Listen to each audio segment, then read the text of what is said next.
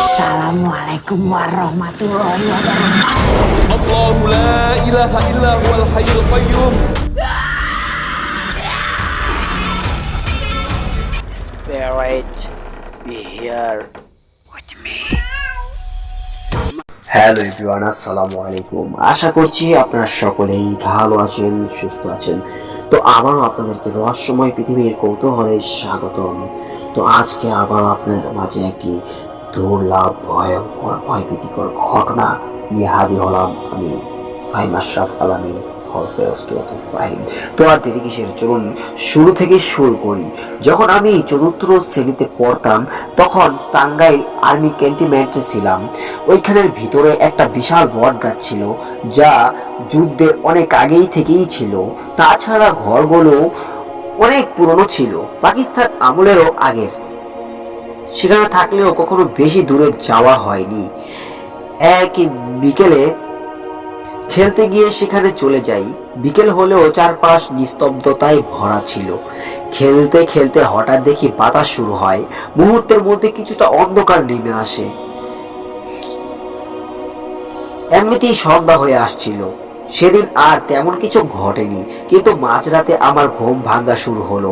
দুদিন পরে আমার পুরো পরিবার ঢাকার উদ্দেশ্যে রওনা দিল।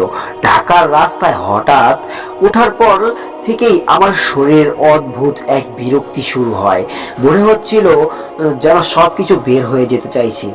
আমাদের নিজস্ব গাড়ি ছিল, ড্রাইভারকে বলেছিলাম জানালা খুলে দিতে।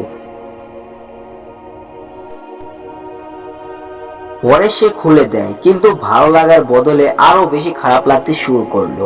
এভাবে চলতে চলতে ঢাকা পৌঁছালাম।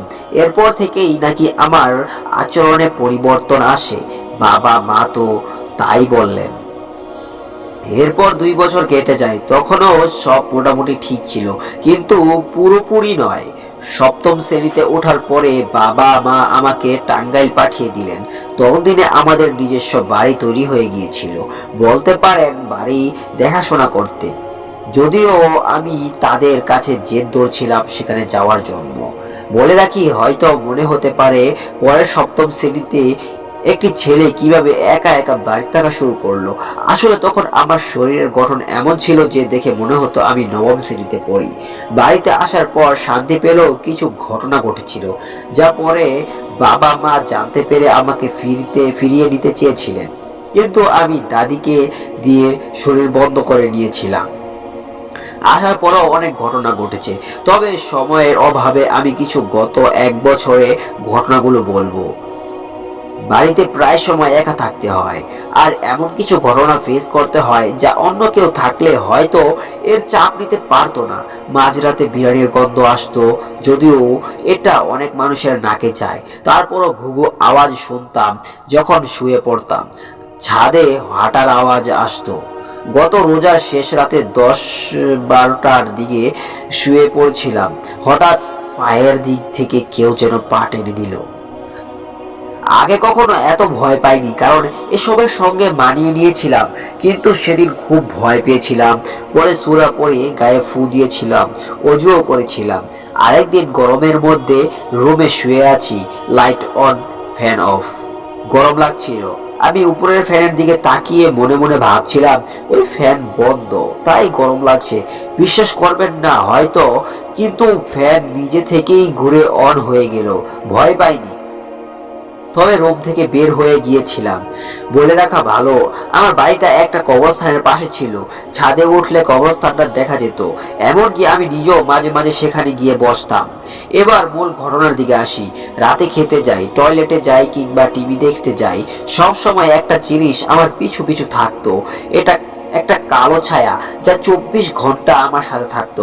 হুট করে দেখতাম ঘরের মধ্যে কেউ দৌড়ে চলে যাচ্ছে, আবার কখনো দেখতাম কেউ অন্ধকারে দাঁড়িয়ে আছে। গত ঈদের পরে আম্মা আব্বা ঢাকায় চলে যান, আমি নিজ জেলায় ছিলাম।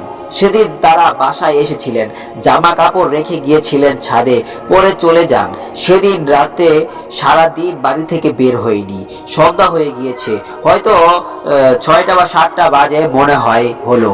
ছাদে রাখা জামা কাপড় তোলা হয়নি। তুলতে গেলাম, গিয়ে দেখি ছাদের একটা কর্নারের কালো ছায়ার মতো একটা মূর্তি। ভালো করে দেখাও কিছু পেলাম না, যেন কিছুই নেই। পরে জামা কাপড় তুলে সিঁড়ি দিয়ে নামতে গিয়ে দেখি আমার পাশ দিয়ে কালো একটা বিড়াল দৌড়ে চলে গেল। সেদিনও খুব ভয় পেয়েছিলাম। বিড়ালটা দৌড়ে আমার ঘরের দিকে গেল। আমি কিছুক্ষণ দাঁড়িয়ে থেকে ঘরে গিয়ে দেখি কিছু নেই, ঘরের অনেক জিনিস নাই, হয়ে যেত আজ মাছ রান্না করলে দেখতাম এক পিস মাছ নেই। ঘরে কোনো জিনিস রাখলে তা পরে আর পাওয়া যেত না। আবার কয়েকদিন পর সেই জায়গাতেই দেখা যেত, কখনো ক্ষতি করেনি, কিন্তু ভয় দেখায়, বলতে পারেন যেন খেলা করে। এগুলোর সঙ্গে আমি আস্তে আস্তে মানিয়ে নিয়েছি। আমার দাদি খুব আমলধারী মানুষ। জিন তাড়ানো বা ছাড়ানো বিষয়ে তিনি অনেক জানেন। তো তাকে অনেক বছর আগেই ঘটনাগুলো জানানো হয়েছিল। তিনি বলেছিলেন সময় মতো যদি এসব বোঝা যেত তাহলে এটা পেয়ে আসতে বসত না, এখন ছাড়ানো কষ্টকর হবে আর আমার ক্ষতি করতে পারে। এই ভয়ে দাদি আমার শরীর বদ্ধ করে দেন, যাতে চাইলেও ক্ষতি করতে না পারে, তবে এসব আমার সঙ্গেই থাকবে। শেষে একটা ঘটনা বলি, যেটা আমার খুব ভালো লাগতো। জ্বর হলে আবার বেশ ভালো লাগতো। অবাক করার মতো হলেও এটাই সত্যি। এই বছর চারবার জ্বর হয়েছিল। এর মধ্যেই 2বার খুব বেশি তীব্র এবং বেশি দিন ধরেছিলাম। জ্বরের সময় বিশেষ করে যখন সারা রাত ছটফট করার মতো, পর মাঝরাতে ঘুম আসতো, তখন মনে হতো আমার চারপাশে অনেক মানুষ বসে আছে। আমি ধীরে ধীরে চোখ খুলে একটা অনুভব করতাম। মনে আছে পরিষ্কারভাবে দেখতাম আমার পায়ের নিচে 2জন মানুষ বসে থাকতো, ডান আর বাম পাশে তারা 2জন বসে থাকতো, আর তাদের মাঝে উন্মুগ্ধকর সাদা আলো পড়তো। ওরা একে অপরের দিকে তাকিয়ে গল্প করত। সেই সময়টা আমার বেশ ভালো লাগতো। মনে হতো শরীর থেকে জ্বর চলে গেছে। এমনও মনে আছে আমি তাদের থেকে হালকা মুচকি মুচকি হাসতাম। ঠিক ফজর আজানের সময় তারা উঠে চলে যেত, গায়েব হয়ে যেত। তখন পুরোপুরি আমি নিজের মধ্যে ফিরে আসতাম, আর তখনই থেকেই আবার আমার শরীরে জ্বরের অস্তিত্ব অনুভব করতাম। এভাবেই ঘটনাগুলো চলতে থাকে। ভিতরে হয়তো গুছিয়ে লিখতে পারিনি, কারণ কখনো এভাবে লিখিনি। অনেক কিছু বলতে ভুলে গিয়েছি বা মিস হয়ে গিয়েছে, তার জন্য আমি ক্ষমাপ্রার্থী। গল্প ছায়াবাজি, লেখক রোহান হক। তো ঘটনাটি আপনাদের কাছে কেমন লাগলো অবশ্যই কমেন্টে লিখে জানাবেন। ভিডিও গল্পের লেখা ছোট ভুল ও ক্ষমা সুন্দর দৃষ্টিতে দেখবেন। তো সবাই ঘটনাটি কেমন লাগলো অবশ্যই কমেন্টে লিখে জানাবেন। আপনারা যদি এরকম ঘটনা দিতে চান বা যারা থাকে আমাদের এখানে পাঠাতে পারেন। তো ভালো থাকুন, সুস্থ থাকুন, নিজের খেয়াল রাখুন। দেখা হচ্ছে পরবর্তী একটি ভয়ঙ্কর ঘটনার ভিডিও নিয়ে। আল্লাহ হাফেজ।